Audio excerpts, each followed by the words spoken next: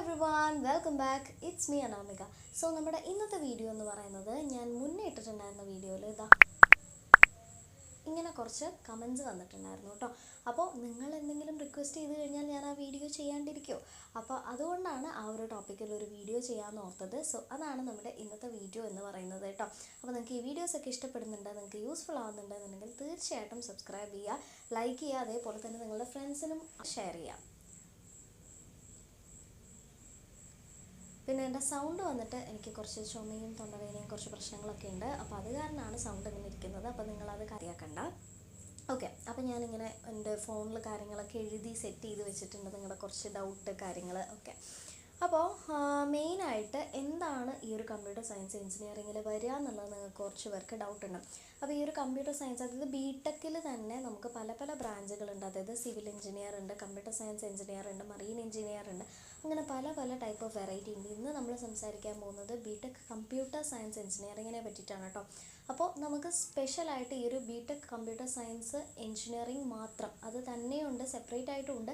അല്ല അതിൻ്റെ കൂടെ എന്തെങ്കിലും ആഡ് ഓൺ കോഴ്സ് അല്ലെങ്കിൽ ഒരു സ്പെഷ്യലൈസേഷൻ പോലെ വിത്ത് ആർട്ടിഫിഷ്യൽ ഇൻ്റലിജൻസ് അല്ലെങ്കിൽ with machine learning with data science അങ്ങനെയുള്ള കാര്യങ്ങളും വരുന്നുണ്ട് കേട്ടോ. അപ്പോൾ ഓരോ കോളേജിലും ഓരോ തരത്തിലുള്ള സ്ട്രീംസ് കാര്യങ്ങളൊക്കെ അവൈലബിൾ ആണ്. നിങ്ങൾ സെപ്പറേറ്റ് ആയിട്ട് എടുത്താലും അല്ല സ്പെഷ്യലൈസേഷൻ എടുത്താലും രണ്ടും ബെറ്റർ തന്നെയാണ്. സ്പെഷ്യലൈസേഷൻ എടുക്കുന്നതായിരിക്കും കുറച്ചും കൂടെ ബെറ്റർ എന്നാണ് എനിക്ക് തോന്നുന്നത്. കാരണം ഇന്നത്തെ കാലത്ത് ഈ ഒരു എഞ്ചിനീയറിംഗ് ഫീൽഡ് അല്ലെങ്കിൽ IT മേഖല ഇങ്ങനെ ഗ്രോത്ത് ആയിക്കൊണ്ടിരിക്കുകയാണ്. അപ്പോൾ റാപ്പിഡ് ഗ്രോത്ത് ആണ് ഉണ്ടായിക്കൊണ്ടിരിക്കുന്നത്. അപ്പോൾ നിങ്ങൾക്ക് കുറച്ചും കൂടെ ഒരു വർക്കും സ്കില്ലും കാര്യങ്ങളൊക്കെ നിങ്ങളുടെ കയ്യിലുള്ളത് കുറച്ചും കൂടെ ബെറ്റർ ആയിരിക്കും. ആൻഡ് അപ്പോൾ മെയിനായിട്ടെന്ന് പറഞ്ഞു കഴിഞ്ഞാൽ പ്രോഗ്രാമിംഗ്, അതുപോലെ തന്നെ ഡാറ്റ സയൻസ്, സൈബർ സെക്യൂരിറ്റി, അതുപോലെ തന്നെ web development, software development, AI ഇതിൻ്റെയൊക്കെ മേഖലകളിൽ അല്ലെങ്കിൽ ഈ ഒരു ഫീൽഡിലൊക്കെയാണ് നമുക്ക് ഇതിൻ്റെ കൂടുതൽ മെയിൻ ഏരിയാസ്, അതായത് ഈ ഒരു കമ്പ്യൂട്ടർ സയൻസ് ആൻഡ് എഞ്ചിനീയറിംഗ് കൂടുതലും അതിൻ്റെ ഒരു ഇമ്പാക്റ്റ് വരുന്നതും അതുപോലെ തന്നെ നമ്മൾ അതിൻ്റെ ഇംപ്ലിമെൻറ്റ് ചെയ്യുന്ന ഏരിയാസ്, മെയിനായിട്ടുള്ള ഏരിയാസ് എന്ന് പറയുന്നത് ഈ പറഞ്ഞൊക്കെയാണ്. പിന്നെ നമ്മളുടെ BTech CSE ഫസ്റ്റ് ഇയറിൽ ഏതൊക്കെ സബ്ജക്റ്റ് ഉണ്ടാവുമെന്ന് ചോദിച്ചു കഴിഞ്ഞാൽ ഞാനിപ്പം ഫസ്റ്റ് ഇയർ കഴിഞ്ഞിട്ടേ ഉള്ളൂ. അപ്പോൾ അത് കാരണം second year, third year, fourth ഇയറിലൊക്കെ എക്സാക്റ്റ് ഏതൊക്കെ സബ്ജക്റ്റാണ് ഉണ്ടാവുക എന്നുള്ളതൊന്നും എനിക്ക് പറയാൻ പറ്റില്ല. ബട്ട് ഫസ്റ്റ് ഇയറിൽ എന്തൊക്കെ ഉണ്ടാവുക എന്നുള്ളത് എനിക്കറിയാം. അപ്പോൾ അത് ഞാൻ പറഞ്ഞു തരാം. ഫസ്റ്റ് ഇയറിൽ ഇപ്പോൾ ഫസ്റ്റ് ഓഫ് ഓൾ നമുക്ക് ബേസിക്സിൽ നിന്ന് സ്റ്റാർട്ട് ചെയ്യാം. അതായത് BTech കമ്പ്യൂട്ടർ സയൻസ് എഞ്ചിനീയറിംഗ് എന്ന് പറയുന്നത് ഒരു 4 ഇയർ കോഴ്സാണ്. അപ്പോൾ നിങ്ങൾക്കറിയാം 4 കൊല്ലമുണ്ട്. അപ്പോൾ ഓരോ കൊല്ലവും നമുക്ക് 2 സെമ്മ് വെച്ചിട്ടായിരിക്കും. അങ്ങനെ ടോട്ടൽ നമുക്ക് 8 സെമ്മ്, അതായത് 8 സെമസ്റ്ററാണ് ഉണ്ടാവുക. അപ്പോൾ ഈ സെമ്മ് എന്ന് പറയുന്നത് ഓരോ 6 മാസമായിരിക്കും. അതായത് ഫസ്റ്റത്തെ 6 മന്താണ് നമ്മുടെ സെമസ്റ്റർ 1 എന്ന് പറയുന്നത്. 6 മാസത്തിൽ നിങ്ങൾക്ക് പല പല ഡിഫറെൻറ്റ് സബ്ജക്റ്റുകളായിരിക്കും പഠിക്കാനുണ്ടാവുക. ചിലപ്പോൾ 7 സബ്ജക്റ്റ്, 6 or 8 മേ ബി അതായിരിക്കും ഉണ്ടാവുക. ആൻഡ് അത് പഠിപ്പിക്കാൻ ഓരോരോ ടീച്ചേഴ്സ്, മിസ്സുമാർ, ആൾക്കാർ എല്ലാവരും ഉണ്ടാവും. അതിന് ഇൻറ്റേർണൽ എക്സാംസ് നടക്കും. അത് കഴിഞ്ഞാൽ മെയിൻ എക്സാം, യൂണിവേഴ്സിറ്റീൻ്റെ അണ്ടറിൽ വരുന്ന എക്സാം നടക്കും. അത് കഴിഞ്ഞാൽ നിങ്ങളുടെ സെമസ്റ്റർ 1 കഴിഞ്ഞു. ഇനി നിങ്ങൾ പോകുന്നത് സെമസ്റ്റർ 2 അവിടെ ഈ 6 മാസം നമ്മൾ ഫസ്റ്റ് സെമ്മ് 1 പഠിച്ചില്ലേ, ആ സബ്ജക്റ്റുകളൊന്നും ഈ S2 ഉണ്ടാവില്ല. വേറെ സബ്ജക്റ്റുകളായിരിക്കും നമ്മൾ പഠിക്കുന്നുണ്ടാവുക. ഓക്കെ, സോ ബേസിക്കലി ഓരോ 6 മാസവും നമ്മുടെ സിലബസ് ഇങ്ങനെ മാറിക്കൊണ്ടിരിക്കും. അപ്പോൾ അതാണ് മെയിനായിട്ടുള്ളൊരു കാര്യം. അതായത് +2 വരെ പഠിച്ചതുപോലെ അല്ല, ഒരു കൊല്ലം 10 സബ്ജക്റ്റായിട്ട് 14-15 ചാപ്റ്റർ ആയിട്ട് ഇരിക്കുന്ന ഒരു പരിപാടിയല്ല. ഓക്കെ, അതൊന്ന് കുറച്ച് എൻറ്റയർലി ഡിഫറെൻ്റ് ആണ് എന്നുള്ളതാണ് ഞാൻ ഉദ്ദേശിച്ചത്. അപ്പോൾ ഫസ്റ്റ് ഇയറിൽ കൂടുതലായിട്ടും നമുക്ക് മാത്തമാറ്റിക്സ്, അതുപോലെ തന്നെ ഫിസിക്സ്, കെമിസ്ട്രി, അതുപോലെ പൈത്തൺ, പിന്നെ C ഇതിൻ്റെയൊക്കെ ഒരു ബേസിക്സ്, അതായത് പൈത്തണിൻ്റെ സീൻ്റെയൊക്കെ കുറച്ച് ബേസിക്സ്, C പ്രോഗ്രാമിങ്ങിൻ്റെയൊക്കെ കുറച്ച് ബേസിക്സ് കാര്യങ്ങൾ ഒക്കെയാണ് ഉണ്ടാവാറുള്ളത്. പിന്നെ ഗ്രാഫിക്സ് ഉണ്ടാവും.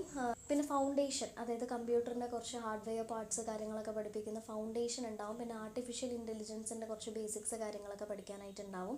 പിന്നെ ഞാനിപ്പോൾ പഠിക്കുന്ന ഒരു ഓട്ടോണമസ് കോളേജിലാണ് കേട്ടോ. അപ്പോൾ ഓട്ടോണമസ് കോളേജിൻ്റെ ഒരു സ്പെഷ്യാലിറ്റി അല്ലെങ്കിൽ അതിൻ്റെ ഒരു പ്രത്യേകത എന്താണെന്ന് പറഞ്ഞു കഴിഞ്ഞാൽ അതിൻ്റെ സിലബസിലും കാര്യങ്ങളിലൊക്കെ ചെറിയ രീതിയിലൊരു സ്ലൈറ്റ് ചേഞ്ച് ഉണ്ടാവും.